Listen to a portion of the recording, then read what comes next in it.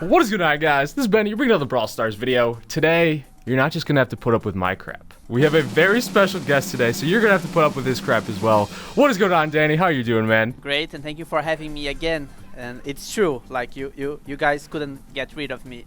I'm here again. No, it's definitely a pleasure to have you. Thank you once again for joining me. So today, guys, we are going to be talking about bug fixes, how we identify them, why they make it into the game, just everything you need to know about those little nasty things in the game that cause issues for most people. So Danny, first and foremost, what is a bug in Brawl Stars or other games? It's basically like, to put very simple, it's a mistake.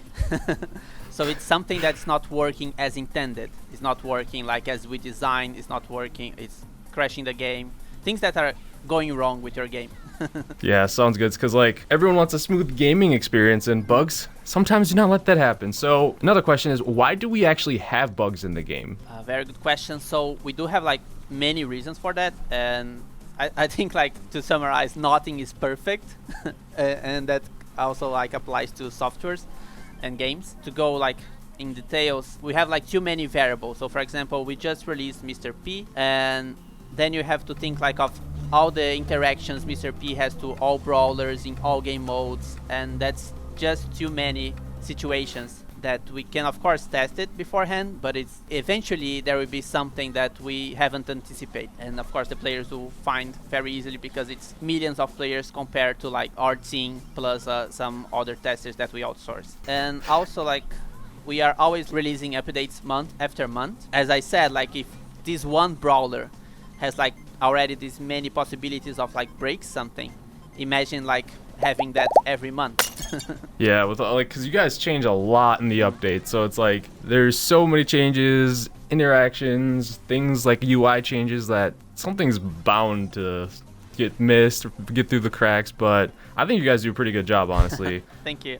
And of course, we are not proud of that, but we work on a very tight schedule as well, because we try to put as much content as we can in an update, which means we have to work extra hours during weekends, and of course that's not really healthy for the game and for us, but at the end of the day the players get more content, and of course we can fix the things afterward because it's a live game. I can honestly say anyone watching, or even myself, everyone playing the game really appreciates the frequent updates, the new stuff you guys bring in, and it's really awesome what you guys are doing. So huge shout out to you guys. Thank you.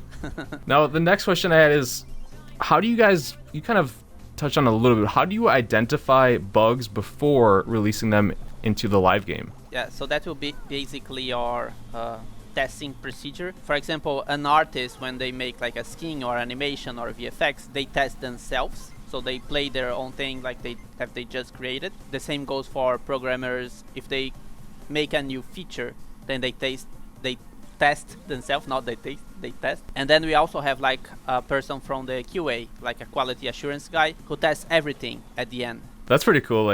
Basically you make it, you kind of individually test it, make sure it's sound, and then send it off a little bit. We also have device compatibility tests. For example, many different kinds of Androids, because Androids, there are many different types of mobiles. We test if the game is working there properly. And for example, in this last update, we test in over more than 400 Android devices. So you see, it's very hard to prevent. That's crazy, yeah. To get it right for every single device out there, that seems like a lot of work. So once the update is live, what are the most common ways that you find them after? Is it Reddit, Twitter, whatever? How do you guys identify them once it actually got to the live game? So first, huge shout out to the community, because many of the bugs we identify, it's from them. They post on Twitter, they post on Reddit, they tag Frank on Twitter a lot, and then we get from there, and then we talk to them. We try to get more information about what's happening. We try to reproduce ourselves here, and then then we fix it. But yeah, basically it comes from community, and of course like sometimes we are playing the game and we can experience ourselves, but mostly from the community. So yeah, guys, keep posting those bugs or whatever you find on the Reddits, the Twitters, the Instagrams, wherever you find them. So what determines the priority of fixing a bug? I know some are more severe than others, some are just kind of have been left in the game for a while, but what is your guys kind of like checklist for, oh, we need to fix this right away, or no, we can hold off on this one? Yeah, so for us, the top priority is when you, for example, a player should be playing the game and he can't because it's crashing, or if he's trying to make a purchase and he can't because like it's a very bad experience if you're trying to like buy something and then like your game crashes or you don't get anything for the money you invest. Like that could be like one of the worst experience you can have in the it's game. like, I just bought that Mr. P offer. Where's my Mr. P? Yeah, what the heck is going on? I rage quit. It's even worse than crashing because at least crash you didn't spend any money. Exactly.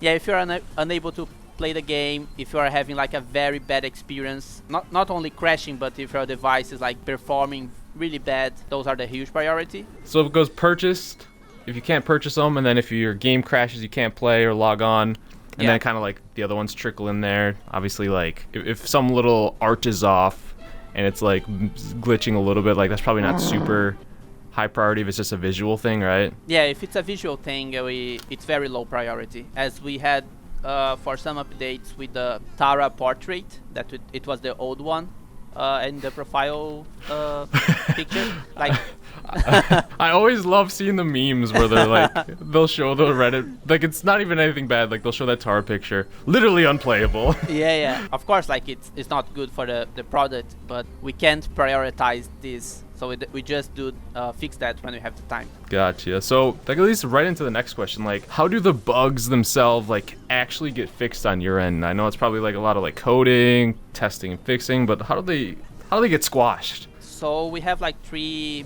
ways to fix bugs. So you guys probably experienced a lot of maintenance and optional updates. So when you do maintenance, of course, like we have to identify the bug, we have to reproduce to understand what's happening. Then the coders fix it, and then they apply to the server side this fix. Then we do a maintenance, and then we apply those changes into the game. So when we are doing a maintenance, it means that we are not changing anything in the client, anything that in the game that you just downloaded. We are changing things on the server side, which means that we can control a lot of the things that happens in the game, like damage, basically balance. So we don't need to release a new update. We can just change that, and then the game will verify that information, and then they will apply to your game. That's why all those hacking videos, they are all fake or they are private servers, because for example, if they change in the client some information, like now Shelly deals like 1 billion damage, our game will verify with the server and say like this information is not accurate, and then it will fix it. So that's why you can't hack the game. So don't try it even. Don't try it at all. Yeah. Now the option update is something that we do in the client for the Android crashes. For example, the client was sending like wrong information, and it was reading the game in an incorrect way, so it was making it crash. An option update, it doesn't change anything in the gameplay, so you can still play with those guys from 2 different versions, but it changed things not related to the gameplay, so interface like UI or crashes, but they are playing still the same game. Gotcha. So it's kind of like catering to those devices that are having the issues to be able to get them to play. Another question is, why are some bugs harder to fix than others? Like, it seems as though some can get fixed right away, some take longer to find out and fix. Like, what causes that? So it's a lot of detective work, actually, kind of like a CSI coding. Because Dani, on the next episode of CSI. Yeah, enhance. Because you do have like to identify what's happening. You have to be able to reproduce the problem to understand completely why something is causing that problem to happen. After like you do all this detective work, like asking players or trying to find yourself or trying to come with some hypothesis, then there is the coding part. I'm not a coder, but I assume that's easier than identifying the problem, because once you identify, you can fix it. Yes. Yeah. So basically it's just putting on the Agent P hat and like being like, all right, how do we reproduce this? How do we find this? What happens here? Exactly. And some of them are very tricky. It seems like, hey, I think like most of the time if it's really a bad issue, it gets fixed pretty quickly. Well, when it's really severe, like affecting a lot of players, we try to like put all our efforts to find it. And currently we are having like a problem with some devices that the joystick is like kind of resetting when you attack, but it's really hard to identify anything. Like we can't seem to identify a pattern. It seems that it's like multiple devices, not only one. So we are still in the detective phase, like trying to investigate. So that makes a lot of sense. So then, I guess in your opinion, Dani, what are some like the worst bugs in Brawl Stars history? One that comes to mind is like right when Gene released, and the Gene poll would just instantly crash the game. But do you have some others that were maybe like terrible ones? I would use the same example because for us, I think that was the worst because it was affecting every player. It wasn't like device specific. It was players that were using Gene Super, so that, and it was crashing the game. And crash is like one of our top priority when it comes to fixing bugs. So that was a very severe one that we actually had to like remove Gene from the game, fix it, and then put him back there. And also we couldn't identify the bug on our internal servers. So that was really weird. It only came to life when it was live. Yeah, that's interesting. Any like other ones you can think of, or was that mainly the big one that was like, oh god, we gotta fix this right away? I think we had one with power play. We kind of removed their chances to play power play one day. So if they have play already, they were fine. But if they haven't, then they just lost their games. And then our server guy, he was adding, not manually of course, he was automating like giving like points to everyone. Oh yeah, but I remember that. Yeah, it was a huge script like giving points to every single player, so it was running for like almost like 2 days. That's crazy. But hey, there's a lot of Brawl Stars players, so is there any bugs that ever made it like into a feature, or like you identified a bug and you're like, maybe a feature got inspired from that? No, not really. We do have like a map. What's the name? Forsaken Falls? Forsaken Falls. Yeah, and it doesn't have any boxes. I don't know if you realize. And it was a mistake because it was supposed to be a Lone Star map, and we added as a showdown map. So then, of course, Lone Star doesn't have any boxes. It seems very interesting. It seems something fresh.